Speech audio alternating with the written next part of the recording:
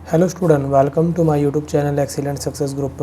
तो स्टूडेंट, आज हम डिस्कस करेंगे क्लास 11 में chapter 5 complex number and quadratic equation. इसका इंट्रोडक्शन के बारे में आज हम डिस्कस करेंगे। तो पहले हमें पता होना चाहिए कि कॉम्प्लेक्स नंबर होते क्या हैं। A number of a form a plus iota b, जो आई दे रखा है कॉम्प्लेक्स नंबर में, इसको आयोटा पढ़ते हैं। ठीक, आयोटा b वेयर a और b आर रियल नंबर, जहाँ पर a और b दो हमारे कोई रियल नंबर होंगे, is defined to be a complex number. ठीक है, जो नंबर इस तरीके से लिखा जाता है a प्लस आयोटा b, जहाँ पर a और b हमारे रियल नंबर होते हैं, उसे हम क्या कहते हैं, कॉम्प्लेक्स नंबर कहते हैं। It is usually denoted by z, जिसको हम z के थ्रू डिनोट करते हैं। हमें z is equal to a plus iota b, जिसमें a जो होता है हमारा, a और b दोनों क्या होते हैं, रियल नंबर होते हैं। ठीक है, जो फर्स्ट वाला पार्ट है उसे बोलते हैं हम रियल पार्ट, आर ई, जिसको शॉर्ट फॉर्म बोलते हैं R E Z is equal to A. जो आयोटा के साथ वाला पार्ट होता है इसे बोलते हैं हम इमेजिनरी पार्ट, जिसको शॉर्ट फॉर्म में लिखते हैं आई एम जेड, यानी कि बी होगा। ठीक है, जो आई दे रखा है इसे बोलते हैं आयोटा, और जो आयोटा होता है ये इक्वल होता है अंडर रूट नेगेटिव में 1 के। Is a Greek word known as iota, यानी कि ये जो एक तरीके का ग्रीक वर्ड है जिसको हम आयोटा के नाम से जानते हैं। ठीक है, अब हमारा सवाल ये उठता है कि why we needed complex number, हमें कॉम्प्लेक्स नंबर की ज़रूरत क्यों पड़ी। तो हमने जैसे कि 10th क्लास में पढ़ा था, क्वाड्रेटिक इक्वेशन पढ़ी थी, ax² + bx + c = 0, जहाँ पर a हमारा 0 के बराबर नहीं होना चाहिए। तो हमें x की वैल्यू निकालने के, उसके रूट निकालने के जो फॉर्मूला था वो था माइनस का b प्लस माइनस में रूट b² - 4ac/2a, इसका फॉर्मूला था। जब हम इसका डिस्क्रिमिनेंट निकालते थे, यानी d निकालते थे, जो कि b² - 4ac होता था, अगर ये ग्रेटर देन 0 होता था, अगर डिस्क्रिमिनेंट हमारा ग्रेटर देन 0 होता था, तब हमें तो 2 डिस्टिंक्ट रियल नंबर पार्ट मिलते थे, रियल रूट मिलते थे। ठीक है, जब हमारा डिस्क्रिमिनेंट इक्वल टू 0 होता था तब हमें इक्वल रियल रूट मिलते थे, यानी जो भी x की वैल्यू निकल के आती थी वो हमारी दोनों सेम ही होती थी। यहाँ पर दो अलग अलग वैल्यू होती थी। जो तीसरा पार्ट होता था, यानी d is equal to b² - 4ac, जो कि हमारा लेस देन 0 होता था। क्या होता था, लेस देन 0, वहाँ पर हम बोल देते नॉट डिफाइन कर, इसको छोड़ देते थे, या फिर इसके अंदर 2 इमेजिनरी रूट निकल के आते हैं। इस पार्ट को हमने कभी सॉल्व ही नहीं करा। तो कॉम्प्लेक्स नंबर के अंदर हम इसी इमेजिनरी रूट को निकालना सीखेंगे। ठीक है, इस वाले पार्ट को सॉल्व करने के लिए हमें कॉम्प्लेक्स नंबर की ज़रूरत पड़ी। तो स्टूडेंट, यहाँ मैंने लिख दिया, to represent this situation we need to complex number. इस सिचुएशन को सॉल्व करने के लिए हमें कॉम्प्लेक्स नंबर की ज़रूरत पड़ी। तो ये वाला पार्ट आता था हमारा नेगेटिव में आता था हमेशा। ठीक है, यानी कि b माइनस का b प्लस माइनस में अंडर रूट जो भी b² - 4ac होता था। देखो लेस देन 0 है, लेस देन 0 मतलब जो भी पार्ट होगा नेगेटिव ही होगा। ठीक है, इसी पार्ट के जो रूट निकालने के लिए हम यूज़ करेंगे कॉम्प्लेक्स नंबर का। अब देखो हम समझेंगे आयोटा के बारे में। ये जो आई होता है, हम नॉर्मली इसको आई बोलते हैं, लेकिन यहाँ पे कॉम्प्लेक्स नंबर में इसको आयोटा बोला जाता है। आयोटा की वैल्यू इक्वल होती है अंडर रूट में -1। ठीक है, अगर हम इसका स्क्वायर कर दें, आयोटा का स्क्वायर, तो यहाँ से क्या होगा, अंडर रूट हट जाएगा, यहाँ पे -1 बचेगा। अब हम इसका यूज़ कैसे करते हैं, जैसे हमें कोई वैल्यू दे दी नेगेटिव में √3, तो हम इसको कैसे ले सकते हैं, 3 × -1, और -1 की वैल्यू कितनी है, आयोटा का स्क्वायर होती है। अब देखो आयोटा का स्क्वायर कितना हो जाएगा, स्क्वायर रूट कितना हो जाएगा, आई हो जाएगा, और ये अंडर रूट में एज इट इज़ रहेगा। तो यानी कि हम नेगेटिव √3 को किस तरीके से ले सकते हैं, √3 आयोटा, इस तरीके से हम इसको लिख सकते हैं। हम इसको हम एक एग्जाम्पल के थ्रू भी समझेंगे। तो यहाँ पर जैसे कि मैंने एक एग्जाम्पल ले लिया यहाँ पे, ठीक है, कि कोई हमारा कॉम्प्लेक्स नंबर होते हैं, जैसे कि z इक्वल टू 2 प्लस में आयोटा 3, तो ये हमारा कौन होता है, रियल पार्ट, और ये जो आयोटा के साथ होगा ये हमारा होगा इमेजिनरी पार्ट। ठीक, कोई दूसरा एग्जांपल लिया मैंने, जैसे कि 2 प्लस में 4 आयोटा, ये भी हमारे कॉम्प्लेक्स नंबर है, ये भी हमारे कॉम्प्लेक्स नंबर है। और वहीं पर अगर हमें इस तरीके से दे दिया जाए, यानी कि जो रियल पार्ट है उसको 0 कर दिया जाए और इमेजिनरी पार्ट के साथ कोई ना कोई रियल नंबर दे दिया जाए, तो इसे हम क्या कहते हैं, प्योरली इमेजिनरी नंबर, क्योंकि आयोटा के साथ वाला पार्ट तो है पर जो रियल पार्ट होता है, ठीक है, वो इसमें नहीं है, तो इसे हम क्या कहेंगे, प्योरली इमेजिनरी पार्ट। और जिसमें आयोटा के पार्ट वाला जो है वो 0 कर दिया जाए, खाली रियल नंबर वाला पार्ट ही रखा जाए, तो इसे हम कहते हैं प्योरली रियल नंबर पार्ट। ठीक है, जब हमारा इमेजिनरी पार्ट क्या होगा, 0 होगा, तो उसे कहेंगे प्योरली रियल नंबर, और जो हमारा रियल नंबर 0 होगा तो इसे हम क्या कहेंगे, प्योरली इमेजिनरी नंबर। ठीक है, अब इस आयोटा का जो यूज़ है हम आगे सीखेंगे कि आगे इसका किस तरीके से क्वेश्चन में यूज़ किया जाएगा। तो फिलहाल हम पढ़ते हैं इक्वलिटी ऑफ 2 कॉम्प्लेक्स नंबर के बारे में। इक्वलिटी का मतलब होता है इक्वल होना, हमारे दो कोई अलग अलग कॉम्प्लेक्स नंबर हैं। जैसे कि पहला है Z1, दूसरा है Z2। Z1 कॉम्प्लेक्स नंबर दे रखा है A प्लस में आयोटा B, Z2 दे रखा है C प्लस में आयोटा D। अगर दोनों के दोनों हमारे कॉम्प्लेक्स नंबर एक दूसरे के इक्वल है तो जो रियल पार्ट होता है वो रियल पार्ट के इक्वल होगा, इमेजिनरी पार्ट के इक्वल होगा। इसी तरीके से इसका वाइस वर्सा भी होगा। वाइस वर्सा मतलब अगर हमें क्वेश्चन में दे दे कि अगर रियल पार्ट बराबर है और इमेजिनरी पार्ट बराबर है तो हम कह सकते हैं कि हमारा जो कॉम्प्लेक्स नंबर होगा Z1 और Z2 ये दोनों भी एक दूसरे के क्या होंगे, इक्वल होंगे। जैसे मैंने एक एग्जांपल ले रखा आपको समझाने के लिए कि 4x यानी कि ये हमारा रियल पार्ट है प्लस में iota 3x minus Y equal है 3 प्लस में आयोटा माइनस 6 के। तो देखो जो रियल पार्ट है 4x और 3 दोनों एक दूसरे के इक्वल होंगे। अगर x की वैल्यू निकालें तो कैसे निकलेगी, मल्टीप्लाई में 4 डिवाइड में आ जाएगा, 3/4 हो गया। जो इमेजिनरी पार्ट है आयोटा वाला पार्ट है उसको हम एक दूसरे के इक्वल कर लेंगे, 3x माइनस वाई माइनस का 6। अब देखो हमने x की वैल्यू तो ऑलरेडी निकाल ली है, मैंने रख दिया 3/4। अब 3 को 3 से गुणा किया, कितना है 9, 9/4 माइनस का y। अब यहाँ पर हमारा माइनस का y को हम इधर ट्रांसफ़र कर लेते हैं, माइनस का प्लस का हो जाएगा, माइनस का 6 इधर ले आएंगे, माइनस का था तो प्लस का हो जाएगा। ठीक है, अब इसको हमें एलसीएम के थ्रू सॉल्व कर लेते हैं। 4 का 4 रखा, अब इसके नीचे कुछ भी नहीं है, हम इसको कैसे सॉल्व करेंगे। 4 का 4 नीचे कुछ नहीं है, 6 चौके 24, 24 में 9 को जोड़ा कितना आ गया हमारा 33, 33/4 ये हमारी y की वैल्यू आ गई। इस तरीके से हम equality of two complex number को सॉल्व करते हैं। रियल पार्ट के बराबर होगा, इमेजिनरी पार्ट के बराबर होगा।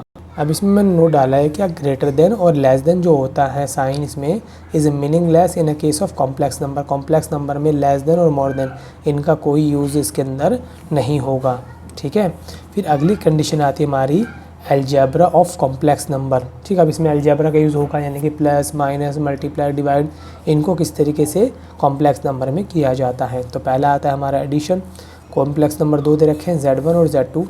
Z1 है A plus iota B, Z2 है C प्लस आयोटा D। अगर दोनों को हमें ऐड करना हो तो सेम प्रोसीजर है, जो रियल पार्ट है उन दोनों को एक साथ जोड़ेंगे, जो इमेजिनरी पार्ट है यानी कि B और D उनको हम एक साथ जोड़ के दोनों को इकट्ठा करके आयोटा लगा देंगे। ठीक है, अब इसकी कुछ प्रॉपर्टी है, वो प्रॉपर्टी देखो क्या है। जब हम दो कोई कॉम्प्लेक्स नंबर को ऐड करते हैं तो हमें कॉम्प्लेक्स नंबर ही मिलता है।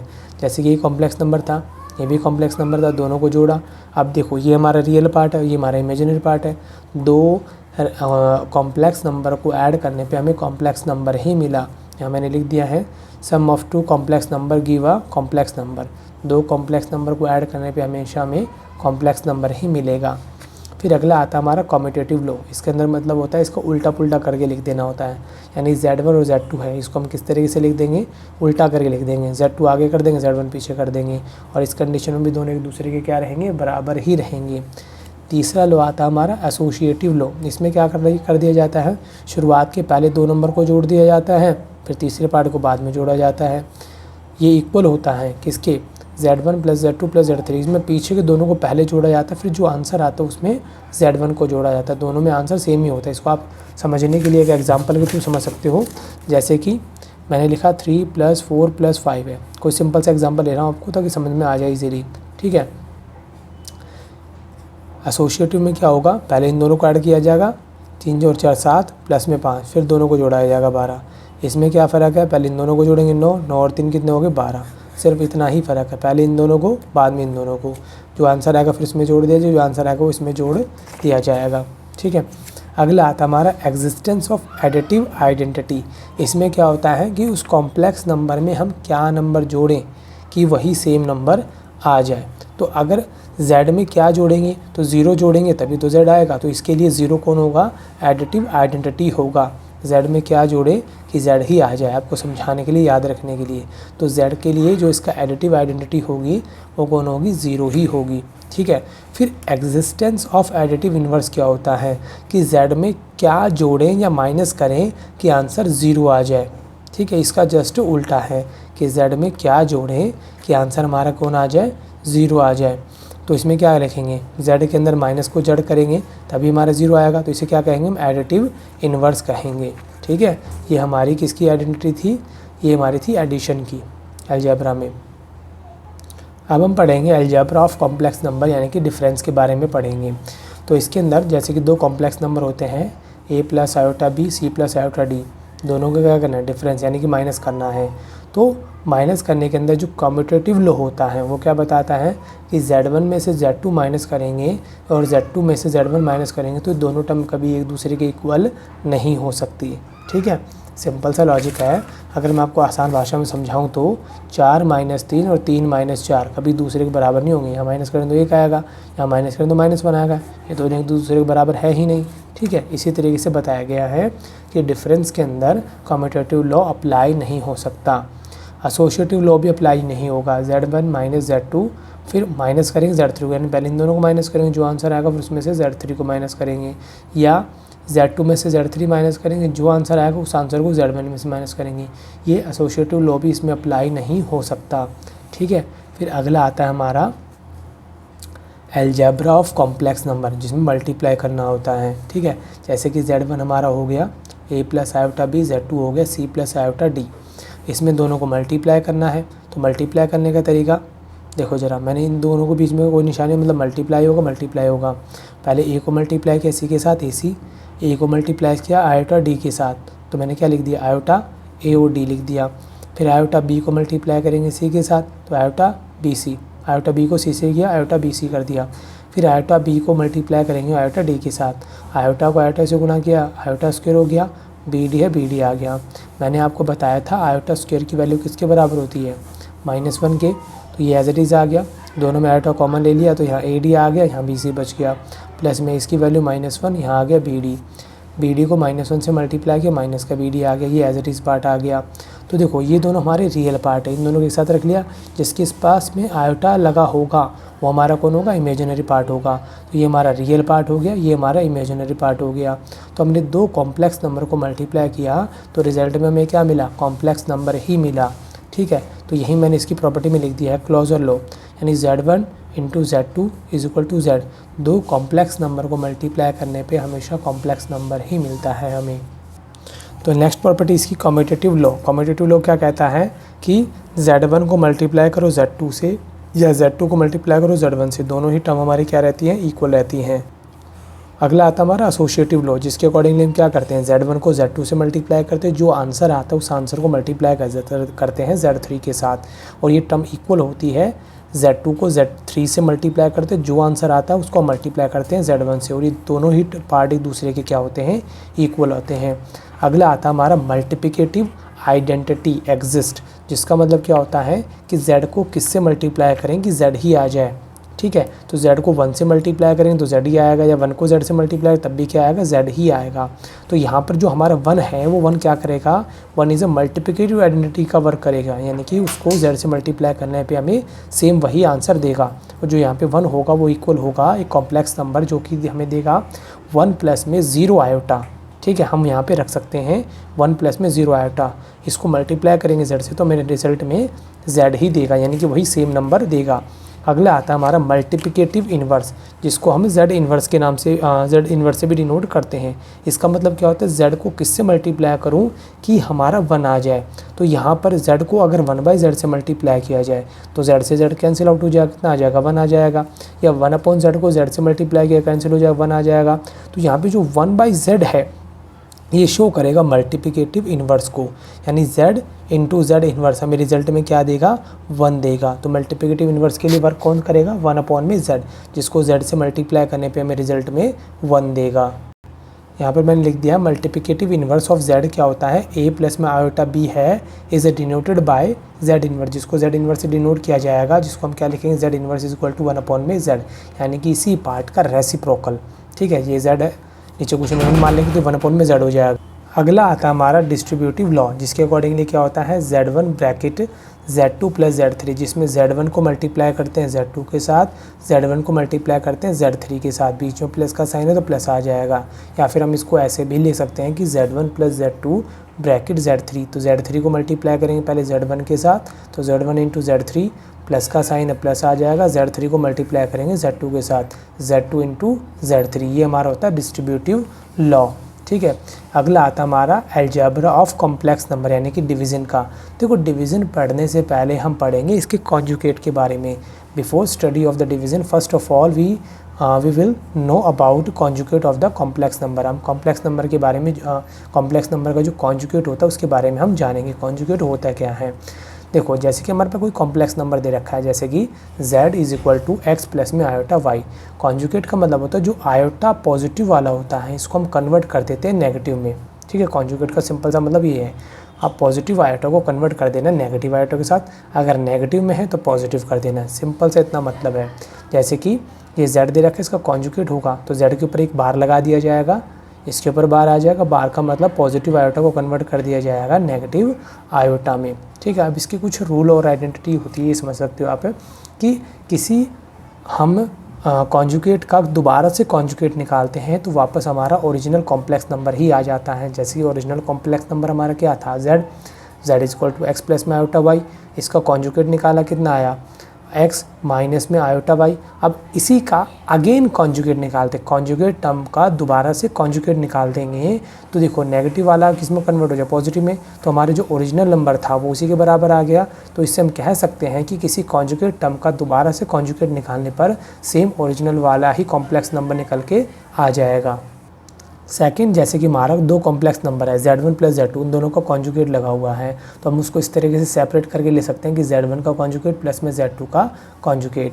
हम इसको, इसकी जो तीसरा रूल है वो ये भी है कि z1 माइनस z2, अगर माइनस में दो कॉम्प्लेक्स नंबर है उनका कॉन्जुगेट लगा हुआ है तो उनको हम सेपरेट करके लिख सकते हैं कि z1 minus z2। D part होगा, अगर दो कॉम्प्लेक्स नंबर मल्टीप्लाई में उनका कॉन्जुगेट किया गया है तो उनको हम सेपरेटली कर सकते हैं कि z1 का कॉन्जुगेट इनटू में z2 का कॉन्जुगेट।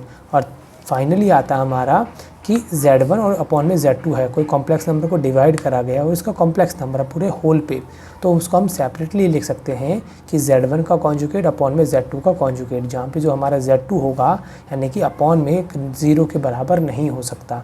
ठीक है, इस बात का हमें ध्यान रखना होगा। तो ये तो होगी सारे कॉन्जुगेट के बारे में डिटेल। अब डिवीज़न के बारे में बात करेंगे। जैसे कि हमारे दो कॉम्प्लेक्स नंबर है z1 a प्लस में आयोटा b, दूसरा है z2 c प्लस में आयोटा d है। ठीक है, तो अगर हम डिवाइड करते हैं z1 अपॉन में z2, कॉम्प्लेक्स नंबर पहला, कॉम्प्लेक्स नंबर दूसरा, तो इसका डिवाइड करने के लिए सिंपल सा हमें कंसेप्ट क्या यूज़ करना है, जो भी नीचे टर्म दिया होगा, जो भी कॉम्प्लेक्स नंबर होगा उसका हमें कॉन्जुगेट से मल्टीप्लाई कर देना न्यूमिनेटर एंड डिनोमिनेटर में। जैसे कि c प्लस में आयोटा d है, इसका कॉन्जुगेट क्या होगा, आयोटा को रिप्लेस कर दो नेगेटिव आयोटा से, तो नेगेटिव नेगेटिव आ गया, इसे मल्टीप्लाई करेंगे इसके साथ, इसे मल्टीप्लाई करेंगे इसके साथ। तो नीचे वाले की तो आप डायरेक्टली आइडेंटिटी भी यूज़ कर सकते हो कि एक बार पॉजिटिव में एक बार नेगेटिव में है तो a square minus B square, directly इससे भी कर सकते हो, या फिर आप चाहो तो मल्टीप्लाई भी कर सकते हो कि c को c से मल्टीप्लाई किया c स्क्वायर, c को आयोटा d से गुना किया तो iota C D, I D को गुना करेंगे c के साथ तो यहाँ पे हो जाएगा positive I C D, iota C D. फिर आयोटा को मल्टीप्लाई करें, आयोटा डी को मल्टीप्लाई करेंगे नेगेटिव आयोटा डी के साथ, आयोटा इंटू आयोटा, आयोटा का स्क्वायर हो जाएगा, प्लस माइनस माइनस हो जाएगा, डी को डी से गुना करेंगे डी स्क्वायर हो जाएगा, ये नेगेटिव पॉजिटिव कैंसिल आउट हो जाएंगे। ए को गुना करेंगे सी के साथ ए सी, ए को गुना करेंगे आयोटा डी के साथ तो माइनस में iota A D, plus iota B को गुना करेंगे सी के साथ तो iota B C, iota B को गुना करेंगे नेगेटिव आयोटा डी के साथ तो plus minus minus iota into iota, iota square B D आ गया एज इट इज़। ठीक है, तो ये तो कैंसिल आउट हो चुका है, ए सी बचेगा, दोनों के अंदर आयोटा कॉमन आ रहा है, इन दोनों में से आयोटा कॉमन ले लेंगे और आयोटा स्क्वायर की जो वैल्यू होती है वो होती है माइनस का 1, इसकी जगह हम क्या रख देंगे, -1 रख देंगे, जिसको हम नेक्स्ट पेज पे करते हैं। देखो जैसे कि मैंने यहाँ दिखा रहा कि आयोटा स्क्वायर की वैल्यू -1 होती है, ए सी, ये माइनस का आयोटा ए डी था, प्लस में आयोटा बी सी था, जहाँ आयोटा स्क्वायर दे रखा था वहाँ मैंने क्या रख दिया -1, माइनस माइनस क्या हो जाएगा, प्लस हो जाएगा बी डी का बी डी, दोनों में आयोटा है, आयोटा को हम क्या ले लेंगे, कॉमन ले लेंगे। देखो ये हम इन दोनों ही पार्ट में आयोटा नहीं है, यानी कि ये हमारा कौन सा है, रियल पार्ट है, तो ए सी प्लस बी डी को एक साथ रख लिया और जो हमारे आयोटा वाले पार्ट, आयोटा कॉमन लेके बी सी माइनस में ए डी यहाँ पर लिख दिया, नीचे को ना सी स्क्वायर प्लस में डी स्क्वायर हमें दे रखा है, तो ये z1 अपॉन में z2 हो गया। एग्जाम्पल देखो ज़रा, z1 प्लस में 2, अब एक और मैंने यहाँ पे एग्जांपल के थ्रू आपको समझाने की कोशिश की है कि जैसे कि z1 इक्वल है 2 प्लस में 3 आयोटा, z2 3 प्लस में 2 आयोटा है, तो z1 अपन में z2 करेंगे तो ये हमारे क्या हो गया, एक तरीके के कॉम्प्लेक्स नंबर है। अगर हमें इसको सॉल्व करना है तो कैसे करेंगे, जो भी नीचे नंबर दे रखा है उसके कॉन्जुगेट से मल्टीप्लाई कर देंगे, ऊपर नीचे मल्टीप्लाई कर दिया, 3 प्लस में 2 आयोटा है तो 3 माइनस में 2 आयोटा से मल्टीप्लाई कर देंगे हम यहाँ पे, तो यहाँ पर मैंने इन दोनों के आयोटा से कॉन्जुगेट से मल्टीप्लाई कर दिया है। मल्टीप्लाई कर लेंगे इन दोनों को। देखो 2 को 3 से गुणा किया 2 तिया 6, 2 को इससे गुणा किया माइनस का 4, 3 को 3 से किया 3 तिया 9 आयोटा, 3 को 2 से किया 3 दूनी 6, प्लस माइनस माइनस हो जाएगा, iota into iota, iota square हो जाएगा। नीचे तो सेम वही कंडीशन होती है, या तो आप डायरेक्टली ए स्क्वायर माइनस बी स्क्वायर लगा लो, या फिर आप इसको मल्टीप्लाई भी कर सकते हो कि 3 तिया 9, 3 को 2 से गुणा किया 3 दूनी 6 आयोटा, 2 को 3 से किया 2 तिया 6 iota, plus minus minus iota into iota, iota square, 2 दूनी 4 हो जाएगा। ठीक है, ऊपर देखो ज़रा, 6 का 6 प्लस का 9 है, माइनस का 4 है, दोनों में आयोटा है, प्लस माइनस हो सकते हैं। 9 में से 4 जाएगा, कितना आ जाएगा 5, बड़ा कोना दोनों में प्लस का तो निशान आएगा प्लस का। आयोटा स्क्वायर की वैल्यू -1 होती है। ठीक है, तो यहाँ -1 रख दिया, यहाँ 6 का 6, ये माइनस का प्लस का सेम में कैंसिल आउट हो गया, 9 का 9 आया, आयोटा देखो माइनस का माइनस आया, आयोटा स्क्वायर की वैल्यू कितनी होती है -1, 4 का 4 आगे निकल के। इसके बाद देखो क्या बचा हमारा, 6 का 6 प्लस में 5 iota, minus into minus plus होता है, 6 का 6 आ गया, 9 का 9, माइनस इंटू माइनस प्लस, 4 एकम 4 हो गया, 6 प्लस 6 12, प्लस में 5 आयोटा, 9 प्लस 4 13। ठीक है, तो अगर Z1 किसी कॉम्प्लेक्स नंबर में कॉम्प्लेक्स नंबर का डिवाइड देते हैं तो इस तरीके से हम उसको सॉल्व करेंगे। ठीक है, ये हमारा डिवीज़न यहाँ पे कंप्लीट होता है। तो स्टूडेंट अगला टॉपिक आता हमारा integral power of iota. Iota की जो पावर होती है, इंटीग्रल पावर यानी इंटीजर में कुछ भी हो सकती है। जैसे कि नॉर्मल आयोटा होगा, उसकी वैल्यू हमारी कितनी होती है, माइनस का √1 होती है, और आयोटा स्क्वायर की वैल्यू -1। आयोटा की क्यूब जो होती है, इसको हम इस तरीके से लिख सकते हैं आयोटा का स्क्वायर इंटू में आयोटा। आयोटा स्क्वायर की वैल्यू कितनी होती है -1, ये आ गया आयोटा, दोनों को गुणा करेंगे तो कितना आ जाएगा माइनस का आयोटा। आयोटा की पावर 4 होती है, तो इसको हम लिख सकते हैं आयोटा स्क्वायर का स्क्वायर। तो आयोटा स्क्वायर की वैल्यू कितनी होती है -1, ऊपर क्या है स्क्वायर, स्क्वायर का मतलब क्या है -1 को -1 से गुणा करेंगे तो आंसर कौन आ जाएगा, +1 आ जाएगा। ठीक है, ये तो नॉर्मल पावर थी 1 2 3 4 तक। अगर पावर इससे बड़ी आ जाए 200 300 400 5 506, उसको हम किस तरीके से सॉल्व करेंगे। देखो ये जो नंबर है मैक्सिमम 4 तक आपको दिमाग में रखने हैं। ठीक है, कोई भी इंटीग्रल पावर दे दे आपको उसमें डिवाइड करना है 4 का डिवाइड करोगे या तो रिमाइंडर 0 बचेगा, या रिमाइंडर 1 बचेगा, या 2 बचेगा, 3 बचेगा, 4 तो बचेगा नहीं, क्योंकि अगर रिमाइंडर 4 आ गया तो 4 में तो 4 का डिवाइड चला जाएगा। तो रिमाइंडर ये 4 वैल्यू ही निकल के आएंगी। ठीक है, यानी कि एक ही वैल्यू 4 के जो भी मल्टीपल होगा आपका 4 का मल्टीपल होगा, प्लस में रिमाइंडर होगा उसका। अब रिमाइंडर क्या क्या हो सकता है, 4 का मल्टीपल प्लस में 0, 4 का मल्टीपल प्लस में पावर 1 बच जाए, मतलब नंबर कोई 1 बच जाएगा, 4 का मल्टीपल 2 रिमाइंडर बच जाएगा, 4 का मल्टीपल 3 बच जाएगा। इन चारों केस के अलावा 5वां केस तो पॉसिबल ही नहीं है। अब इनको हम सॉल्व किस तरीके से करेंगे वो मैं आपको बता दूं। हम देखो इनकी डायरेक्टली फैक्टोलॉजी यूज़ करेंगे। अगर कोई आयोटा की पावर 4k में है, देखो जैसे मैंने आपको यहाँ बताया पावर 4k में होगी तो आंसर पॉजिटिव का 1 आएगा, पॉजिटिव का 1 आ गया। अगर आपकी 4k का मल्टीपल के साथ में पावर कितनी होगी, साथ में 1 होगी। ठीक है, तो इसको सेपरेट करके ले सकते हैं 4k, यानी कि जो पावर है इसको 4k अलग कर दिया, आयोटा 1 अलग कर दिया। 4k की वैल्यू कितनी होती है 1, आयोटा का आयोटा गुणा करेंगे तो आयोटा की वैल्यू आएगी। यानी कि जो अगर आपका कोई भी आयोटा की पावर है जो कि 4k + 1 में है, उसकी वैल्यू आप डायरेक्टली क्या लिख सकते हो, आयोटा लिख सकते हो। ठीक है, इसी तरीके से अगर आयोटा की पावर 4k + में 2 है तो आप 4k को अलग कर दिया, आयोटा स्क्वायर को अलग कर दिया, जो 2 था 4k की वैल्यू 1 है, आयोटा स्क्वायर की वैल्यू -1, गुणा करेंगे तो आंसर कितना आ जाएगा, -1 आ जाएगा। इसी तरीके से अगर आपको वैल्यू मिलती है आयोटा की पावर 4k + में 3, यानी 4 का मल्टीपल प्लस में 3 है, तो आप क्या करोगे 4k को अलग कर दिया, 3 को अलग कर दिया। 3 का मतलब क्या है, हम ऑलरेडी पहले ही निकाल चुके हैं। 3 का मतलब कितना होता है माइनस का आयोटा, तो यहाँ लिख दिया मैंने माइनस का आयोटा, 1 को गुणा के माइनस का आयोटा निकल के आ जाएगा। तो ये 4 वैल्यू, हाँ आप इन चारों वैल्यू को डायरेक्टली यूज़ करके आयोटा की वैल्यू को फाइंड कर सकते हो। जैसे कि हमने पहला एग्जांपल ले रखा है 298 है, आपको 298 में 4 का डिवाइड करना है। 4 का डिवाइड दिया कितना है 74, तो मैंने इस आयोटा 298 को रिमाइंडर में कितना बच गया 2, तो हम क्या लिखेंगे इसको 4 × 74, 4 का मल्टीपल ना, 4 को 74 से गुणा करेंगे और प्लस में रिमाइंडर कर देंगे 2, वापस हमारा कितना आ जाएगा 298 निकल के आ जाएगा। तो यहाँ पर 4 का मल्टीपल प्लस में कितनी है 2, 4 का मल्टीपल प्लस में 2, तो डायरेक्टली आप आंसर क्या लिख सकते हो, और इसका आंसर कितना हो जाएगा -1। ठीक है, देखो -1, अगर आपको सॉल्व करना है तो सॉल्व भी कर सकते हो। यानी कि इसको हमने अलग कर दिया और स्क्वायर को हमने अलग कर दिया। 4 का मल्टीपल है, आंसर 1 होगा, आयोटा स्क्वायर वैल्यू -1, गुणा करेंगे आंसर -1 आ जाएगा। ठीक है, वहीं पर अगर आपको पावर मिल जाए इन्वर्स में, तो सबसे पहले आपको उसको नॉर्मल करना है। नॉर्मल करने का तरीका इसका रेसिप्रोकल कर दो, यानी कि इसका उल्टा, यानी आयोटा अपॉन में 1 है तो 1 अपॉन में आयोटा कर दो। जो पावर नेगेटिव में थी वो किस में हो जाएगी, पॉजिटिव में। अब 236 में डिवाइड देना है 4 का, डिवाइड दिया, रिमाइंडर कुछ बचा ही नहीं, तो यानी कि 4 × 59 आया। 4 × 59 4 का मल्टीपल है। अगर 4 का मल्टीपल होता है और रिमाइंडर कितना होता है, 0। देखो जरा, 4 का मल्टीपल रिमाइंडर 0 होता है तो आंसर कितना होगा, 1 होगा। तो मैंने सीधा क्या लिख दिया, 1। 1 में 1 का डिवाइड देंगे, आंसर कितना आ जाएगा, 1 आ जाएगा।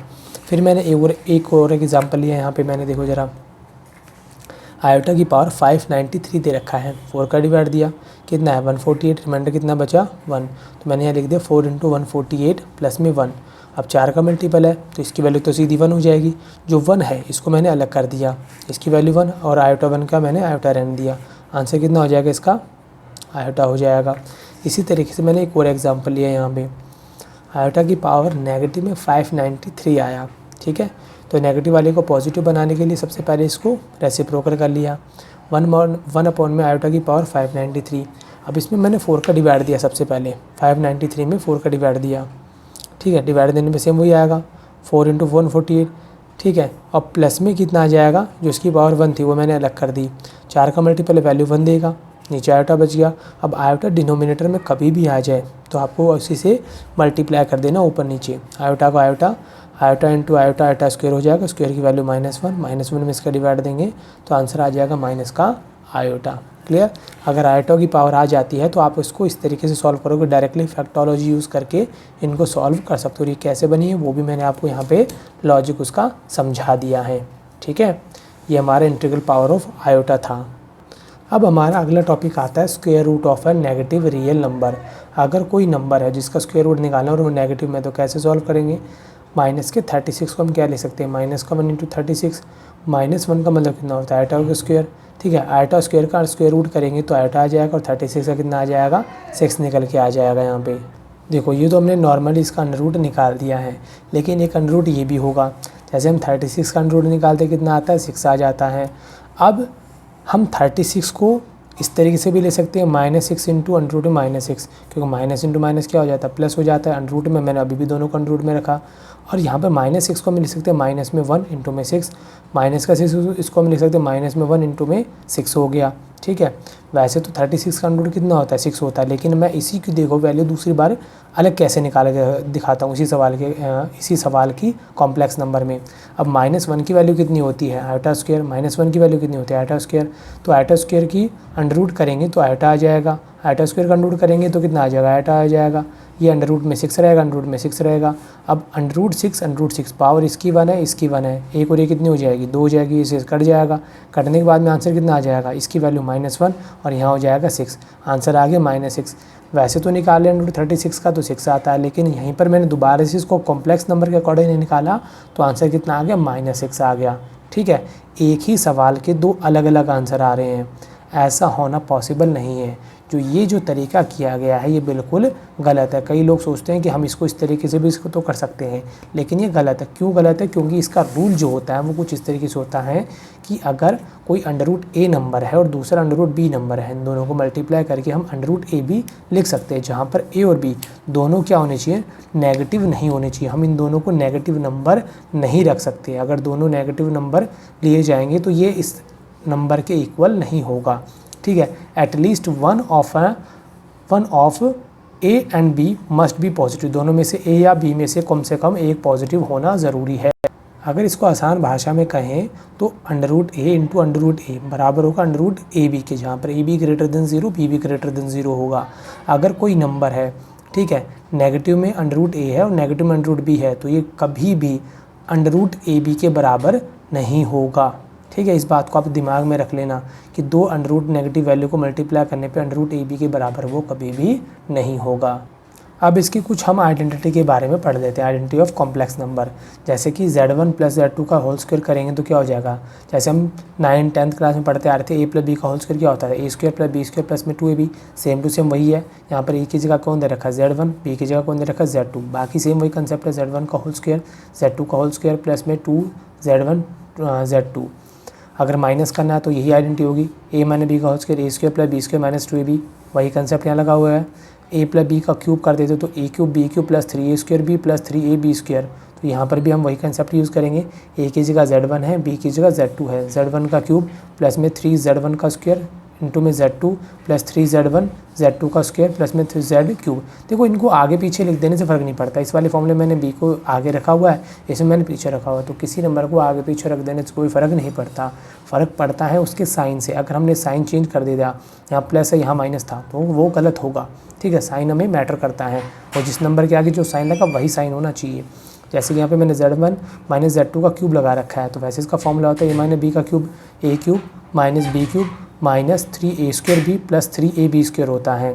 ठीक है, अब यहाँ पर मैंने क्या किया, जो z क्यूब है मैंने इसके अंदर पीछे रखा हुआ है, इसमें आगे रखा हुआ है। इसके आगे निशान किसका, माइनस का, इसके आगे निशान किसका, माइनस का। ये चीज़ मैटर करती है। अगर ये मैंने पीछे भी रखी है तब भी माइनस में ही रखूँगा, ये नहीं पीछे रख दिया तो मैंने इसको प्लस कर देना है, ऐसा नहीं होगा। माइनस में जो टर्म है वो माइनस में ही रखी जाएगी, चाहे आगे पीछे रख दो, उससे कोई फ़र्क नहीं पड़ता है।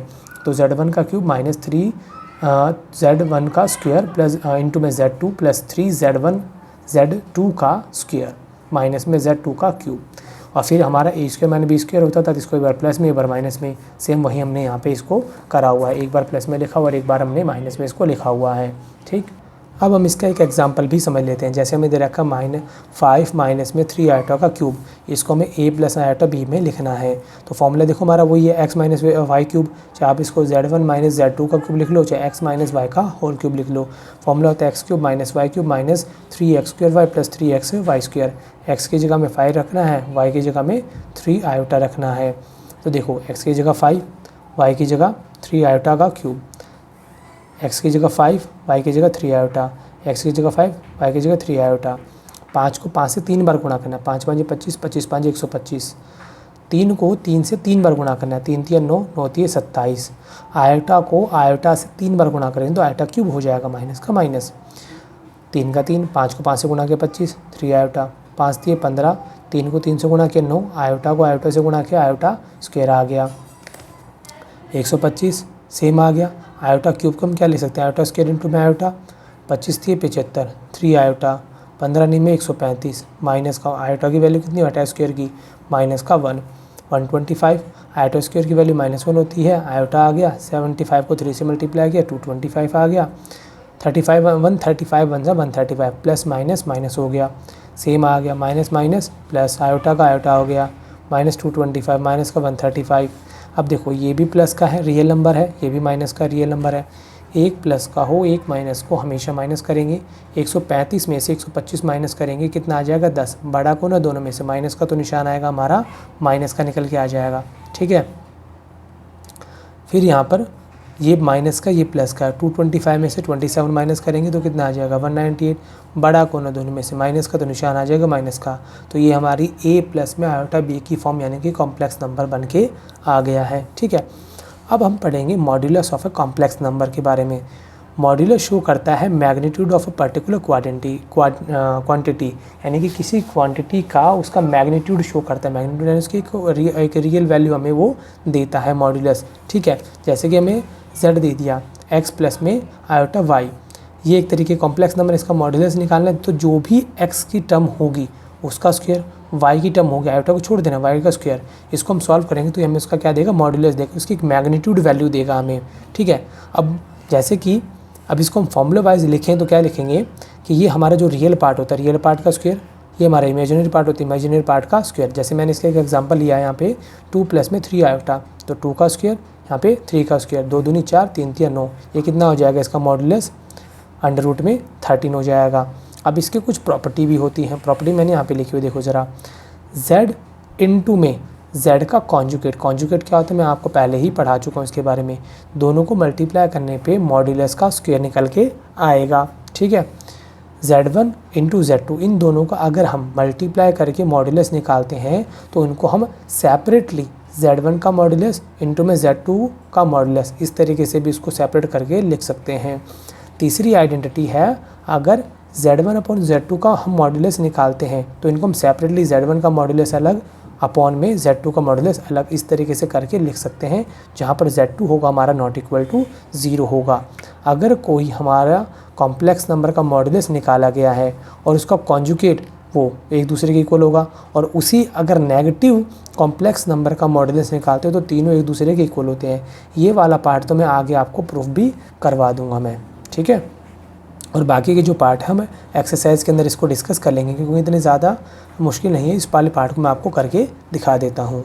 तो स्टूडेंट अब हम डिस्कस करेंगे Argand plane of a complex plane, ठीक है। इसको आर्गन प्लेन भी कहते हैं या कॉम्प्लेक्स प्लेन भी कहते हैं। The plane having a complex number assign to each of its point is called the complex plane और द आर्गन प्लेन। यानी कि एक ऐसा कॉम्प्लेक्स ऐसा प्लेन जिसके ऊपर हम क्या करते हैं कि assign to each point of a called of a complex plane, यानी कि जिस पे हम पॉइंट को असाइन करते हैं, उस पर प्लॉट करते हैं कॉम्प्लेक्स नंबर को, वो हमारा क्या कहलाता है, आर्गन प्लेन कहलाता है। ये देखो, ये बेसिकली कार्टेशियन प्लेन की तरह ही होता है, बस फ़र्क क्या होता है, इसमें जो एक्स एक्सिस है इस पर हम रियल एक्सिस को डिनोट करते हैं, और जो वाई होती है इस पर हमारे कौन होता है, इमेजिनरी एक्सिस होता है ये वाला, ठीक है। अब यहाँ पर मैंने कुछ इन्फॉर्मेशन लिखी है नोट के अंदर कि जो एक्स एक्सिस होता है, यानी कि रियल वाला जो पार्ट होता है, ये प्योरली रियल नंबर को रिप्रेजेंट करते हैं। यानी इस पर जो भी नंबर रिप्रेजेंट किया जाएगा वो सारे कौन होंगे, प्योरली रियल होंगे। और जो वाई एक्सिस पे जितने भी नंबर रिप्रेजेंट किए जाएंगे वो क्या होंगे, प्योरली इमेजिनरी होंगे। और जो मैंने फर्स्ट, सेकंड, थर्ड, फोर्थ लिखा है, ये हमारे क्वाड्रेंट, इन क्वाड्रेंट में हमारे कॉम्प्लेक्स नंबर को डिनोट किया जाएगा, ठीक है। जैसे कि मैंने यहाँ पे कुछ एग्जांपल है कि आपको समझाने की कोशिश की है कि जैसे कि 0 प्लस में 5 आयोटा, ये मैंने आपको पहले ही बताया था, जिसमें रियल पार्ट हमारा अगर 0 होता है तो प्योरली इमेजिनरी नंबर होता है। जैसे कि 0,5 आया तो यानी कि इसमें x तो 0 है बट y कितना है, 5 है, तो ये हमारा क्या होगा, 0,5 इस तरीके से प्लॉट किया जाएगा। इसे हम क्या कहेंगे, आर्गन प्लेन कहेंगे या कॉम्प्लेक्स प्लेन कहेंगे। दूसरा हमारा एग्जांपल था 5 प्लस में आयोटा 0, यानी कि इसके अंदर हमारा इमेजिनरी पार्ट 0 है, सिर्फ रियल पार्ट है, तो इसे हम क्या कहेंगे, प्योरली रियल नंबर। अगर इसकी मैं कोऑर्डिनेट की बात करूं तो 5 और 0 होगा। देखो अगर यहाँ पे x है लेकिन y क्या है, 0 है हमारा, तो यानी कि इस किस पे रिप्रेजेंट किया जाएगा, हमारा x एक्सिस पे रिप्रेजेंट किया जाएगा। तो जैसे कि मैंने आपको बताया, हमारी जो x एक्सिस है इस पर रिप्रेजेंट किए जाएंगे सारे के सारे हमारे प्योरली रियल, और इस पर प्योरली इमेजिनरी को रिप्रेजेंट किया जाएगा, ठीक है। अब देखो ये तो प्योरली और purely imaginary, purely real number हो गए। अगर नॉर्मल हमारे कॉम्प्लेक्स नंबर होंगे उसको हम किस तरीके से रिप्रेजेंट करेंगे, तो जैसे कि हमारा फर्स्ट पार्ट कॉम्प्लेक्स नंबर का दे रखा है, x प्लस में आयोटा y है, ठीक है। इसका कोऑर्डिनेट अगर देखे जाए तो x और y होगा। तो देखो दोनों पॉजिटिव है तो ये हमारे फर्स्ट क्वाड्रेंट में लाई करेंगे। कैसे लाई करते हैं, देखो ये पहले हम कोऑर्डिनेट लेते हैं x का, फिर लेते हैं y का। इसमें दोनों पॉजिटिव को रिप्रेजेंट किया जाता है। इसमें पहले x का, यानी कि ये कौन होगा, नेगेटिव, y होगा पॉजिटिव। इसमें नेगेटिव पॉजिटिव होते हैं, x का नेगेटिव, y भी नेगेटिव, इसमें नेगेटिव नेगेटिव होते हैं, और इसमें x हमारा पॉजिटिव होता है और y हमारा नेगेटिव होता है। इस तरीके से हम डिसाइड करते हैं कि हमारा ग्राफ कौन से क्वाड्रेंट के अंदर बनेगा, ठीक है। तो यहाँ पर दोनों पॉजिटिव है तो हमारा जो कोऑर्डिनेट होगा, ये जो डिस्टेंस होगा मैंने ग्रीन कलर में दिखा रखा है, ये x होगा, और जो ये दिखा रखा है डिस्टेंस हमारा y होगा, और इसका जो कोऑर्डिनेट बनेगा, ठीक है, ये हमारा कौन हो जाएगा, xy हो जाएगा। इस xy की इस ओरिजिन पॉइंट से अगर डिस्टेंस निकालें तो ये हमारा कौन शो करेगा, ये मॉड्यूलस z को रिप्रेजेंट करेगा। यानी कि डायरेक्टली हमें यहाँ से लेके यहाँ तक का जो डिस्टेंस होगा ये क्या दिखाएगा, हमारे मॉड्यूलस z को रिप्रेजेंट करेगा। और निकालने का तरीका मैंने आपको पहले ही बताया था कि x का स्क्वायर प्लस में y स्क्वायर का अंडरवुड निकालेंगे तो ये हमारा डिस्टेंस निकल के आ जाएगा। इसी तरीके से देखो ये हमारा कौन था, z था, मैंने आपको बोला था मैं आपको प्रूफ करके दिखा दूंगा। तो z का जो अगर कॉन्जुगेट की बात की जाए, कॉन्जुगेट क्या होगा, पॉजिटिव आयोटा को हम नेगेटिव में कन्वर्ट कर देंगे तो ये किस में हो जाएगा, x minus negative iota, sorry x negative iota y हो गया, ठीक है। इसका कॉन्जुगेट हो गया, z का कॉन्जुगेट ये वाला पार्ट हो गया। अब इसमें साइन कौन से होंगे, ये पॉजिटिव का नेगेटिव का, मैंने क्या बताया पॉजिटिव नेगेटिव किस में आएगा, हमारे फोर्थ क्वाड्रेंट में आएगा। अब इसको प्लॉट करें तो ये जो डिस्टेंस होगा ये हमारा x होगा, और ये वाला डिस्टेंस क्या होगा, नेगेटिव का y होगा। ये हमारा कोऑर्डिनेट आ गया xy। अब इस कोऑर्डिनेट से ओरिजिन के जो डिस्टेंस होगा ये हमारा मॉड्यूलस कहलाएगा, ठीक है। अब इस मॉड्यूलस यानी कि कॉन्जुगेट का मॉड्यूलस निकालना हमें, तो इसको निकाल लेते हैं। देखो ये x है और ये नेगेटिव का y है, x का स्क्वायर प्लस में नेगेटिव y का स्क्वायर, नेगेटिव y को नेगेटिव y से गुणा करेंगे तो पॉजिटिव का y आ जाएगा। अब ये वैल्यू और ये वैल्यू दोनों क्या आ रही हैं, आपस में सेम आ रही है, तो यानी कि ये दोनों पार्ट एक दूसरे के क्या होंगे, बराबर होंगे। फिर तीसरा पार्ट मैंने आपको बताया था नेगेटिव का कॉम्प्लेक्स नंबर, ये पहला हो गया कॉम्प्लेक्स नंबर, दूसरा कॉन्जुगेट, तीसरा नेगेटिव वाला, यानी कि जिसके अंदर हम इसके बाहर माइनस लगा देंगे इसके बाहर अगर माइनस लगाएंगे तो इस पूरे ब्रैकेट के बाहर भी कौन आएगा, माइनस।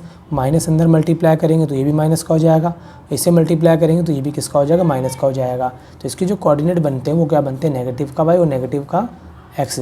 ठीक है, इसको प्लॉट करेंगे, दोनों नेगेटिव आ रहे हैं, कौन सा क्वाड्रेंट होगा, थर्ड क्वाड्रेंट होगा, तो इसको थर्ड क्वाड्रेंट के अंदर हम प्लॉट करेंगे। ठीक है, तो थर्ड क्वाड्रेंट हमारा फर्स्ट सेकंड थर्ड ही हो गया, तो ये डिस्टेंस हमारा नेगेटिव वाई होगा, सॉरी नेगेटिव एक्स होगा, और ये हमारा नेगेटिव का वाई होगा। ओरिजिन से इसका जो डिस्टेंस होगा इस कोऑर्डिनेट का वो हमारा नेगेटिव में जेड का मॉडुलस होगा। ठीक है, तो ये हमारा कोऑर्डिनेट हो गया। इसका हमने अगर मॉडुलस निकालते हैं तो देखो नेगेटिव एक्स का स्क्वायर प्लस में नेगेटिव वाई का स्क्वायर, माइनस एक्स को माइनस एक्स से गुणा करेंगे तो प्लस का एक्स स्क्वायर आ जाएगा, माइनस वाई को माइनस वाई से गुणा करेंगे तो प्लस का वाई स्क्वायर आ जाएगा। तो ये वैल्यू भी हमारी इसी के बराबर और ये वैल्यू इसके बराबर आ रही है। तो कहने का मतलब हमारा जो modulus of Z, conjugate of Z और नेगेटिव जेड, तीनों का मॉडुलस वैल्यू क्या होगी, एक दूसरे के इक्वल होगी। ठीक है, ये वाला पार्ट जो था मैंने आपको यहाँ पे प्रूफ करके भी दिखा दिया है। इस तरीके से हम कॉम्प्लेक्स नंबर को आर्गन प्लेन या कॉम्प्लेक्स प्लेन में इस तरीके से रिप्रेजेंट करते हैं। इसके बाद आती है हमारी polar representation of a complex number, यानी पोलर रिप्रेजेंटेशन क्या होती है। देखो नॉर्मली मैंने आपको आर्गन प्लेन में इस तरीके से कॉम्प्लेक्स नंबर को रिप्रेजेंट करके दिखाया, यानी कि ये जो डिस्टेंस हमारा x है और ये y है और ये इनका जो कोऑर्डिनेट हो गया xy। इस कोऑर्डिनेट xy की जो डिस्टेंस है इसे हम क्या कहते थे, मॉडुलस z कहते थे। और इसको पोलर फॉर्म में हम क्या करेंगे, जो हमारा x पार्ट होगा इसको हम क्या ले लेंगे, r cos थीटा ले लेंगे, y वाले पार्ट को क्या ले लेंगे, r sin थीटा ले लेंगे। ठीक है, और अगर हमें इस पॉइंट से इसका जो डिस्टेंस निकालना हो, ये हमारा कौन होता है, मॉडुलस z होता है, जिसको हम r से रिप्रेजेंट करेंगे। ठीक है, इनके बीच में जो डिस्टेंस होता है, ठीक है, अब हमें पोलर फॉर्म में निकालने के लिए किन, देखो यहाँ पर तो ट्रिग्नोमेट्री के एंगल निकल के आ गया, r sin थीटा और r cos थीटा। r किसको रिप्रेजेंट करेगा, r इसके कोऑर्डिनेट से ओरिजिन के बीच का जो डिस्टेंस है उसको शो करेगा, जो कि किसके इक्वल होगा, मॉडुलस z के बराबर होगा। और हमें यहाँ पर इसको सॉल्व करने के लिए एंगल की ज़रूरत पड़ेगी, जो कि कितना होगा, हमारा थीटा होगा। ठीक है, अब इस थीटा को यहाँ पर बोला गया है आर्गुमेंट, जिसको हम निकालेंगे आगे के पार्ट में देखेंगे। ठीक है, तो यानी कि पोलर फॉर्म के अंदर हम क्या कर देते हैं, x पार्ट को r cos थीटा ले लेते हैं, y पार्ट को r sin थीटा ले लेते हैं। ठीक है, और इनकी जो डिस्टेंस है, ये वाला कोऑर्डिनेट है, इसका दूरी निकालने के लिए हमें किसकी जरूरत पड़ती है, थीटा की और r की। r किसको रिप्रेजेंट करता है, मॉडुलस z को रिप्रेजेंट करता है। ठीक है, तो यहाँ पर मैंने जैसे कि आपको बताया है कि कार्टेशियन कोऑर्डिनेट जो होते हैं हमारे कुछ इस तरीके से x y है दे रखा है, और यहाँ पर पोलर कोऑर्डिनेट हमारे कौन होंगे, एक r होगा, दूसरा हमारा कौन होगा, थीटा होगा। ये कार्टेशियन कोऑर्डिनेट मान समझ सकते हो आप, और ये हमारे पोलर कोऑर्डिनेट समझ सकते हो, r और थीटा। अब यहाँ पर x को लेना है r cos थीटा, y को लेना है r sin theta.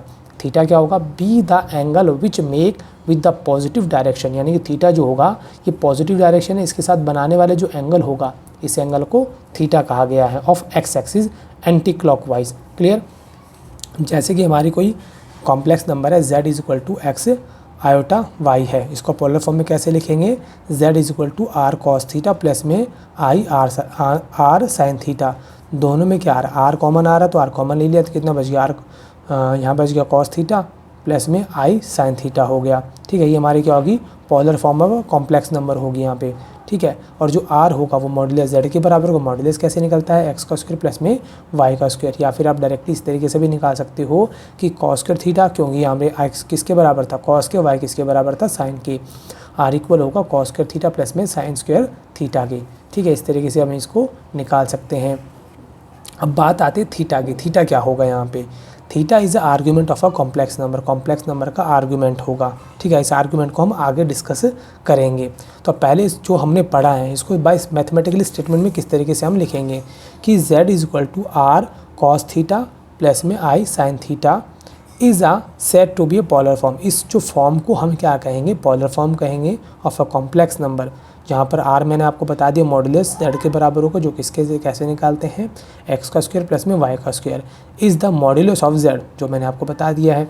And theta इस क्या कहा जाएगा, आर्गूमेंट कहा जाएगा, या उसका एम्पलीट्यूड कहा जाएगा, किसका, z का, जो कि डिनोट करेगा। आर्गूमेंट को निकालने के लिए हम बोलेंगे थीटा, और थीटा इक्वल होगा हमारा tan inverse upon is equal tan inverse b upon में a के इक्वल होगा। ठीक है, ये हमारा कौन होगा, आर्गूमेंट होगा, जिसको अभी हम डिस्कस करेंगे। लेकिन आपको ये पोलर फॉर्म तो समझ में आएगी होगी, पोलर फॉर्म किस इस तरीके की फॉर्म होती है, इसको हम क्या कहेंगे, पोलर फॉर्म कहेंगे, यानी कॉम्प्लेक्स नंबर को इस तरीके से लिखना हमारा पोलर फॉर्म कहलाता है। तो इसके आर्गूमेंट के लिए डिस्कस करेंगे हम how to find a principal argument theta of a complex number, यानी थीटा का आर्ग्यूमेंट हम किस तरीके से निकालेंगे। तो पहले हम थोड़ा सा क्वाड्रेंट के बारे में समझ लेते हैं जो हमने पढ़ा था पहले भी चैप्टर नंबर 3 के अंदर। देखो जैसे कि हमारा एक क्वाड्रेंट होता है, अगर हम क्लॉकवाइज चलते हैं, ठीक है, सॉरी उल्टा लिखा है मैंने यहाँ पे, ये एंटी क्लॉकवाइज होगा और ये क्लॉकवाइज होगा, ठीक है। अगर क्लॉकवाइज चलते तो ये 0 होगा, ये π/2 होगा, ये पाई, और ये हमारा 3π/2 होगा। और अगर क्लॉकवाइज चलते हैं हम, ठीक है, तो कैसे होगा, हम उल्टी डायरेक्शन में चलेंगे तो हमारा ये 0, ये माइनस का π/2, ये माइनस का पाई और ये माइनस का 3π/2 होगा। तो यहाँ पर हमारे जो कॉम्प्लेक्स नंबर होता है वो क्या होता है, z = x i/y, यहाँ पर xy कोऑर्डिनेट होता है। अगर पॉलर फॉर्म की बात की जाए तो क्या होता है हमारा r bracket cos theta plus में आयोटा साइन थीटा। r मैंने आपको बता दिया मॉड्यूलस z के बराबर होता है, जो कि इसके बराबर होता है x² प्लस में y² के बराबर होगा, ठीक है। अब यहाँ पर थीटा यानी कि जो आर्ग्यूमेंट होता है जिसको हम ARZ से रिप्रेजेंट करते हैं, इसकी जो प्रिंसिपल आर्ग्यूमेंट होता है यानी कि इसकी जो वैल्यू होती है थीटा की, वो पॉजिटिव पाई से के बराबर या उससे छोटी या नेगेटिव पाई से बड़ी होती है, ठीक है। नेगेटिव पाई से बड़ी बट पॉजिटिव पाई से बराबर या उससे छोटी होती है, किसकी, आर्ग्यूमेंट की प्रिंसिपल वैल्यू या प्रिंसिपल आर्ग्यूमेंट कह सकते हो आप इसको, ठीक है। जहाँ पर हम इसको आर्ग्यूमेंट को रिप्रेजेंट करने के लिए हेल्प लेंगे अल्फ़ा की। अल्फ़ा कौन है, कोई एक्यूट एंगल है, ठीक है। जैसे कि हमारी फर्स्ट क्वाड्रेंट हो गया, जैसे मैंने आपको पीछे बताया था आर्गन प्लेन के अंदर इसको कोऑर्डिनेट को जब हम प्लॉट करते हैं कार्टेशियन प्लेन को, सॉरी कॉम्प्लेक्स नंबर को, जैसे हमारे XY हो गया, ठीक है। तो ये जो एंगल बनाएगा हमारा, अगर हम इसको एंटी क्लॉकवाइज लेके चलें तो हमारा कौन सा पॉजिटिव एंगल बनाते हैं, देखो ये 0 होगा, π/2 होगा, पाई होगा, ये 3π/2 होगा। तो ये हमारा एंगल अल्फ़ा क्यों शो करता है, एक्यूट एंगल को शो करता है, ठीक है। और हमें आर्ग्यूमेंट की ज़रूरत है, तो फर्स्ट क्वाड्रेंट के अंदर ये हमारा जो अल्फ़ा होगा वो थीटा के बराबर ही होगा, ठीक है, क्योंकि अल्फ़ा हर बार हमारा एक्यूट एंगल बनाएगा, थीटा ज़रूरी नहीं है एक्यूट एंगल बनाएगा, लेकिन हमें थीटा की वैल्यू मिलेगी किसके बीच में, पाई और माइनस पाई के बीच में ही मिलेगी। अब दूसरे क्वाड्रेंट के अंदर अगर हम चलते हैं, ठीक है, तो हमारा डायग्राम कुछ इस तरीके से था। कॉम्प्लेक्स नंबर का अगर हम रिप्रेजेंट करें कॉम्प्लेक्स नंबर को, कुछ ऐसा बनेगा, जहाँ पर हमारे जो ग्रीन वाला पार्ट है ये अल्फ़ा एंगल बनाते हैं, क्योंकि मैंने बोला है अल्फ़ा हमारा कौन है, एक्यूट एंगल है, लेकिन हमें कौन चाहिए, थीटा चाहिए। तो हमें, मैंने आपको क्या बताया, आर्ग्यूमेंट जो होता है हमारा पॉजिटिव x एक्सिस से चलेगा, और कैसे चलेगा, ये एंटी क्लॉकवाइज इस तरीके से चलता है, ठीक है। कैसे चलता है, एंटी क्लॉकवाइज। तो हमें ये थीटा जो है वो ये वाला एंगल चाहिए। अब देखो ज़रा, हमारा यहाँ से लेके यहाँ तक जो ये एंगल होता है ये कितना होता है, पाई होता है, ठीक है। अगर इस पाई में से हम इस अल्फ़ा एंगल को इसको हटा दें, इस पाई एंगल में से यहाँ से लेके यहाँ तक इस अल्फ़ा को हटा दें, तो हमारा ये एंगल निकल के आ जाएगा जो कितना है, थीटा है। तो हमने क्या किया, थीटा एंगल को निकालने के लिए यहाँ से यहाँ तक का जो एंगल पाई है, पाई में से इस अल्फ़ा को हटा दिया, तो हमारा कितना निकल के आ गया, थीटा निकल के आ गया। अब मैंने जैसे कि आपको बताया, अगर हम एंटी क्लॉकवाइज चलते हैं तो हमारी वैल्यू कितनी होती है, 0, π/2, पाई और 3π/2। हमें क्वेश्चन में पहले बता दिया कि प्रिंसिपल आर्ग्यूमेंट थीटा जो है वो नेगेटिव पाई और पाई के बीच में ही होगा। अब हमारी पाई आ गई, अब पाई से आगे तो हम जा ही नहीं सकते, क्योंकि वैल्यू इसकी मैक्सिमम क्या बोलेगी, मैक्सिमम पाई के बराबर है या पाई से छोटी है, पाई आ गया। अब हम इसको यहाँ से अगर हम थर्ड क्वाड्रेंट में जाएँ तो थर्ड क्वाड्रेंट में हमारा कुछ इस तरीके से होगा कॉम्प्लेक्स नंबर। अब अगर हम यहाँ से यहाँ तक जाएंगे, ठीक है, तो ये तो पाई की वैल्यू को क्रॉस करके 3π/2 के अंदर आ गया, यहाँ तक आ गया, थीटा तो हमारा ये होगा। अब इसको तो हम ऐसे तो ले नहीं सकते, तो हम क्या चलेंगे, इसको क्लॉकवाइज लेके चलेंगे। कैसे लेके चलेंगे, क्लॉकवाइज, क्योंकि हमारी जो एंगल है ये x एक्सिस से स्टार्ट होना चाहिए। तो देखो मैंने जैसे कि आपको समझाने के लिए यहाँ पे यूज़ किया कि theta lie between from the -π to π, so it is not possible, ये कंडीशन हमारी पॉसिबल नहीं होगी। थीटा हम इस तरीके से थर्ड क्वाड्रेंट में नहीं निकाल सकते, तो इसको निकालने के लिए हम क्या यूज़ करेंगे, तो जैसे कि मैंने आपको यहाँ पे दिखाया, हम एंटी क्लॉकवाइज चलेंगे। कैसे चलेंगे, सॉरी क्लॉकवाइज चलेंगे, ठीक है। ये हमारी पॉजिटिव x एक्सिस है, क्लॉकवाइज जब चलते हैं तब हमारी एंगल कैसे बन जाते हैं, ये नेगेटिव का π/2, ये नेगेटिव का पाई और ये माइनस का 3π/2 हो जाता है। तो जैसे मैंने आपको बताया यहाँ से लेके यहाँ तक रेड कलर में आपको दिखाई दे रहा है ना, ये नेगेटिव पाई एंगल है। हमें जो ब्लैक रंग वाला थीटा है ये एंगल चाहिए, क्योंकि थर्ड क्वाड्रेंट के अंदर जो एंगल बनाएगा हमारा कॉम्प्लेक्स नंबर कुछ इस तरीके से, हमें ये वाला एंगल चाहिए, ये कौन हमारा थीटा होगा, ये एंगल चाहिए, और ये हमारा कौन है, नेगेटिव का पाई। अगर यहाँ से लेके यहाँ तक एंगल की बात कर ली जाए तो ये नेगेटिव का पाई होगा। और मैंने आपको क्या बताया, जो ग्रीन रंग का ये हमारा एक्यूट एंगल होगा, alpha always is acute angle. अगर हम इस पूरे -π में से इस अल्फ़ा एंगल को हटा दें तो हमें थीटा एंगल मिल जाएगा। ठीक है। अब हटाने का मतलब होता है एक तरीके से माइनस करना। अगर हम किसी नेगेटिव वैल्यू में से नेगेटिव वैल्यू माइनस करते तो वो बेसिकली उसके अंदर जुड़ जाएगी, माइनस का 5 हो जाएगा, ठीक है। लेकिन हमें इसको हटाना है तो हम क्या करेंगे, इस नेगेटिव पाई में से अल्फ़ा को हटाने के लिए, क्योंकि सिर्फ हमें इतना ही एंगल चाहिए, तो इस अल्फ़ा को हम प्लस कर देंगे, ताकि नेगेटिव में से अगर मैं 9-3 में से +2 करूँगा तभी ये माइनस होगा। 3 में से 2 गया, कितना बचा, -1। अब ये माइनस हुआ है, यहाँ तो इन कंडीशन के अंदर दोनों क्या हो गए, प्लस हो गए। तो नेगेटिव पाई में एंगल में से अल्फ़ा एंगल को हम प्लस कर देंगे, तब जाके हमें कितना एंगल मिल जाएगा, थीटा एंगल मिल जाएगा। तो मैंने क्या लिखा, नेगेटिव पाई प्लस में अल्फ़ा, ठीक है। दोबारा ध्यान से सुन लिया, हमारा थीटा क्या होगा, ये रेड वाला पूरा यहाँ से लेके यहाँ तक नेगेटिव का पाई हो गया। ये हमारा जो ग्रीन कलर का, ये हमारा अल्फ़ा एंगल है, कितना है, एक्यूट एंगल अल्फ़ा है। अगर हमें चाहिए ब्लैक वाला ये जो थीटा एंगल है ये चाहिए, तो हम क्या करेंगे, इस पूरे रेड में से ग्रीन वाला हटा देंगे, और हटाने के लिए ऑलरेडी पहले नेगेटिव है, नेगेटिव कर देंगे तो जिसमें जुड़ जाएगा, तो हमें हटाना है। तो नेगेटिव पाई में से इस अल्फ़ा को हम ऐड कर देंगे ताकि इसमें से हट जाए, तो हमारा कितना एंगल बच जाएगा, थीटा एंगल बच जाएगा, ठीक है। ये हमारा थर्ड क्वाड्रेंट का हो गया थीटा। और फोर्थ क्वाड्रेंट के अंदर ये वाला होगा। अब इसमें हमें क्या चलना पड़ेगा, ठीक है। हम इसको पूरा राउंड लगा के यहाँ तो आ नहीं सकती इस तरीके से, क्योंकि वैल्यू इसकी जो कहाँ पे लाई करती है, नेगेटिव पाई से पाई और के बीच में लाई करती है। तो हमें क्या करना पड़ेगा, इसको एंटी क्लॉकवाइज चलना पड़ेगा। यहाँ से यहाँ जाएंगे तो ये हमारा कौन हो जाएगा, अल्फ़ा वो एंगल होगा। अल्फ़ा कौन है, एक्यूट एंगल है, ठीक है। लेकिन ये नेगेटिव में जाएगा। जो मैंने आपको क्या बताया, अगर हम क्लॉकवाइज चलते हैं तो हमारे एंगल किस में चलते हैं, नेगेटिव में चलते हैं।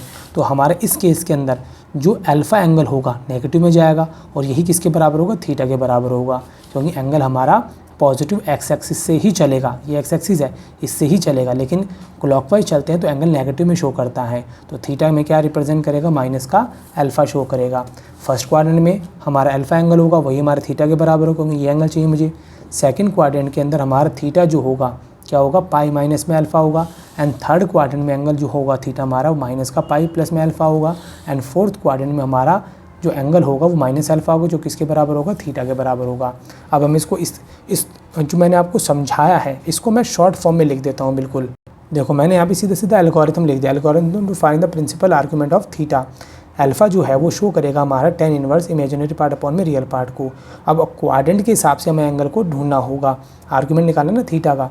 तो फर्स्ट क्वाड्रेंट में तो theta is equal to alpha होगा, सेकंड में पाई माइनस में अल्फ़ा हो जाएगा, थर्ड क्वाड्रेंट में माइनस पाई प्लस में अल्फ़ा हो जाएगा, एंड फोर्थ क्वाड्रेंट में माइनस का अल्फ़ा हो जाएगा, ठीक है। इस तरीके से आप डिसाइड कर सकते हो कि हमें थीटा निकालने के लिए किस तरीके से अल्फ़ा का यूज़ कर सकते हैं।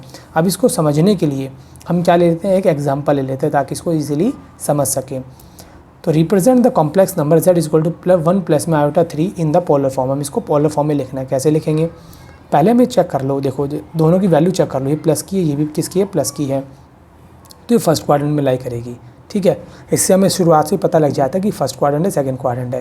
पहले हम इसकी आर की वैल्यू निकाल लेते हैं। आर की वैल्यू कैसे निकलती है, x² प्लस में y², ये x हो गया, y हो गया, तो 1 का स्क्वायर प्लस में √3 का स्क्वायर, स्क्वायर से रूट कट जाएगा, 3 आएगा, 3 + 1 4, 4 का √2 हो गया हमारा, ठीक है। ये हमारा कौन आ गया, आर की वैल्यू निकल के आ गई, ठीक। आर की वैल्यू निकलने के बाद हम स्टेप 1 को शुरुआत करते हैं कि how to find the argument, इसका आर्गुमेंट हम किस तरीके से निकालेंगे। तो मैंने आपको शुरुआत में बता दिया था ये हमारा फर्स्ट क्वाड्रेंट में लाई करता है, क्योंकि ये भी पॉजिटिव है, लाई ना फर्स्ट क्वाड्रेंट। सेकंड स्टेप में हम क्या करेंगे, अल्फ़ा निकालेंगे, ठीक है। अल्फ़ा कैसे निकालेंगे, tan inverse imaginary part upon में रियल पार्ट। तो इमेजिनरी पार्ट हमारा कितना है, √3, रियल पार्ट कितना है 1, तो tan इनवर्स का tan इनवर्स रहने दिया। अब √3 जो है, √3 tan के अंदर किसकी वैल्यू होती है, tan π/3 की, तो इन्वर्स से tan कैंसिल आउट हो गया, कितना बच गया हमारा π/3, अल्फ़ा एंगल आ गया, कितना π/3। तो फर्स्ट क्वाड्रेंट के अंदर आपका थीटा अल्फ़ा के बराबर ही होगा। तो यहाँ पर मैं क्या लिख देता हूँ, थीटा बराबर होगा अल्फ़ा के, अल्फ़ा कितना निकल गया है π/3, तो यहाँ मैंने लिख दिया π/3। हमारी पोलर फॉर्म कुछ इस तरीके से होती है। आर की वैल्यू हमने निकाली कितनी, 2 है, कॉस का कॉस, थीटा की जगह क्या रख देंगे हम π/3 प्लस में आई का आई साइन, पाई की जगह क्या, थीटा की जगह क्या रख देंगे π/3। इस तरीके से आपको पोलर फॉर्म को फाइंड आउट करना होगा, ठीक है। इसको समझाने के लिए मैं एक एग्जांपल और आपको समझा देता हूँ। तो यहाँ देखो मैंने एक एग्जांपल और ले लिया, represent the complex number z is equal to -1 plus में आयोटा 3। देखो मैंने क्वेश्चन वही लिया है, सिर्फ क्या कर दिया, साइन चेंज कर दिया, इस बार पोलर फॉर्म में लिखना है। पोलर फॉर्म हमारी ये होती है z is equal to -1 plus में आयोटा 3 कर दिया। आर निकालना है, मॉडुलस z के बराबर होगा x² प्लस 5², तो ये -1 है और ये √3 है, √से कट जाएगा। -1 को -1 से गुणा करेंगे 1 ही आएगा, 3 + 1 4, 4 का √2 हो गया। अब सबसे पहले हमें क्या निकालना होगा, आर्गूमेंट निकालने के लिए पहले निकालेंगे हम अल्फ़ा, ठीक है। और अल्फ़ा निकालने का तरीका क्या था, पहले चेक करो क्वाड्रेंट कौन सा, ये नेगेटिव है ये पॉजिटिव है, यानी कि हमारा क्वाड्रेंट हो गया सेकंड वाला, ठीक है। इसके बाद अल्फ़ा क्या होता था, tan inverse imaginary part upon में रियल पार्ट, इमेजिनरी पार्ट √3 है, रियल पार्ट -1 है। देखो जरा इमेजिनरी पार्ट और ये हमारा रियल पार्ट है, रख दिया। अब √3/1 किसकी वैल्यू होती है, 10π/3 की, कैंसिल आउट कर दिया, π/3 आया। क्वाड्रेंट कौन सा हुआ, ये वाला क्वाड्रेंट हुआ हमारा सेकंड वाला, तो इसमें क्या लेंगे, थीटा = पाई माइनस में अल्फ़ा लेना है, ठीक है। पाई माइनस में alpha, refer to the table, हमें टेबल पे जाना है और चेक करना है। पाई माइनस में अल्फ़ा किया, सॉल्व करने पे देखो नीचे कुछ नहीं है, डायरेक्टली गुणा कर दिया, 3 × 1 = 3 माइनस का पाई, 3 पाई में से 1 पाई जाके कितना आएगा, 2π/3 आ गया। हमारे थीटा की वैल्यू निकल के आ गई, ये हमारी पोलर फॉर्म होती है, आर की जगह 2 रखा, थीटा की जगह 2π/3, थीटा की जगह 2π/3, ये हमारी पोलर फॉर्म यहाँ पे कंप्लीट होती है। बाकी एनसीईआरटी बुक में काफ़ी सारे क्वेश्चन दे रखे हैं, आप उनको ट्राई कर सकते हो।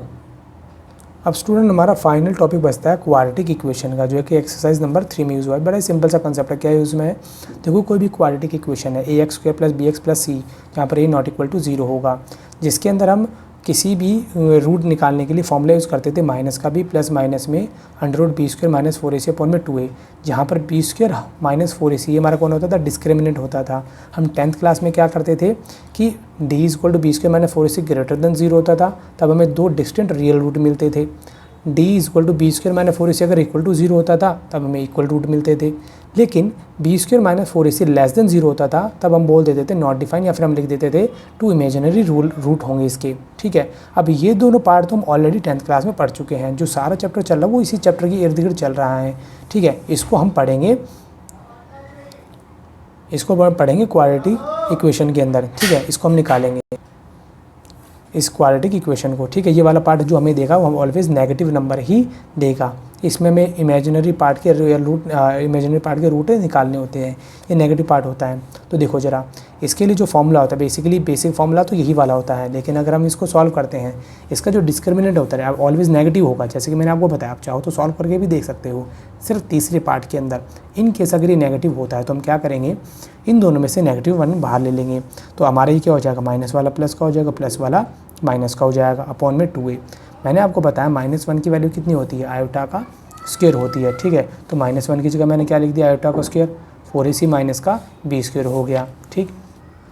आयोटा स्क्वायर की वैल्यू कितनी हो जाएगी, अगर इसका अंडर रूट निकालें, वैल्यू तो -1 होती है, अंडर रूट निकालें तो आयोटा हो जाएगा, जो कि बाहर आ जाएगा, ये किस में रहेगा, अंडर रूट में ही रहेगा, अपॉन में 2a। बाकी पार्ट हमारा एज इट इज़ ही चलेगा।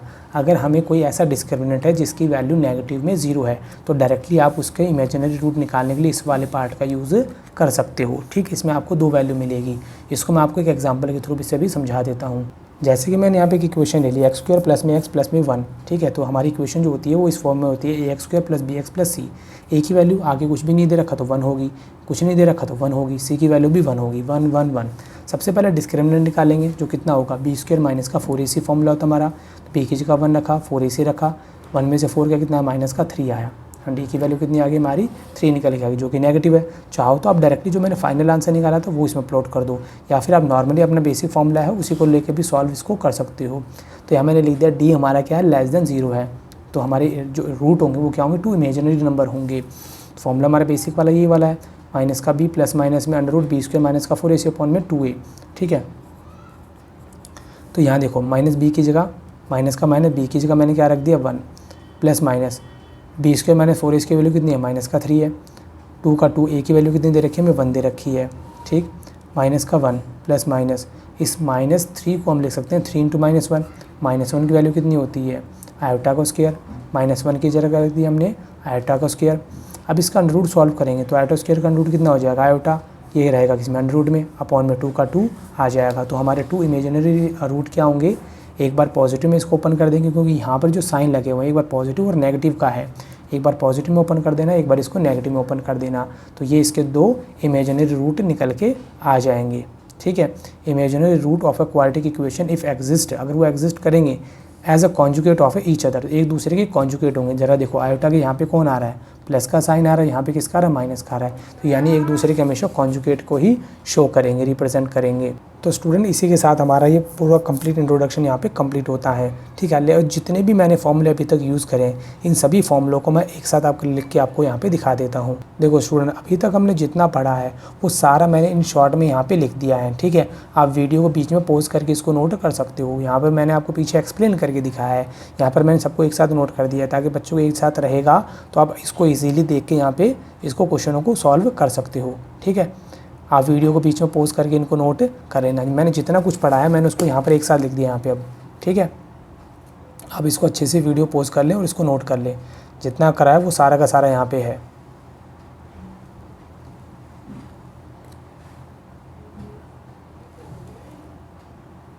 ये हमारा सेकंड पेज यहाँ पे कंप्लीट होता है, जो भी हमने फॉर्मूले पढ़े हैं अभी तक।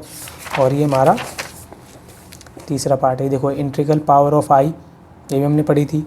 Square root of a negative real root, ये भी मैंने आपको बताया था। Identity of a complex number, ये वो आइडेंटिटी है। Modulus of a complex number, Argand plane of a complex plane, ये भी मैंने आपको बस समझा दिया था। तीनों पार्ट एक दूसरे के बराबर होते हैं। फिर हमने पढ़ा था polar representation of a complex number, ठीक है। Principal argument of complex number, quadratic equation, ये जो टेबल थी और ये अल्फा वैल्यू निकालने का तरीका था। तो उम्मीद करता हूँ स्टूडेंट आपको कंप्लीट इंट्रोडक्शन समझ में आ गया होगा। अगर आपको वीडियो पसंद आए तो वीडियो को लाइक करें, शेयर करें, कमेंट करें और इस चैनल को जरूर सब्सक्राइब कर लें।